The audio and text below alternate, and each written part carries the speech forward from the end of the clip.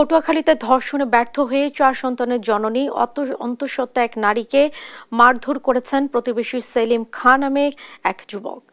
গত শুক্রবার দুপুরে সেলিম ধর্ষণের উদ্দেশ্যে ওই নারীর বাড়ি যায়। এ সময় বাধা দিলে ওই নারীকে পিটিয়ে শরীরে বিভিন্ন স্থান সহ ডান চোখ মারাত্মক জখম করা হয়। এ সময় প্রতিবেশীরা এগিয়ে এলে দৌড়ে পালিয়ে যায় সেলিম। পরে আত্মীয়রা অজ্ঞান অবস্থায় ওই নারীকে হাসপাতালে নিয়ে আসে। ভুক্তভোগী নারী জানায়, তার স্বামী একটি মামলায় ২ মাস জেলে থাকায় সেলিম তাকে কুপ্রস্তাব দিয়ে আসছিল। এদিকে মুন্সিগঞ্জে প্রেমিকের সাথে ঝগড়া মেটানোর কথা বলে ডেকে নিয়ে তরুণীকে সংঘবদ্ধ ধর্ষণের অভিযোগ উঠেছে।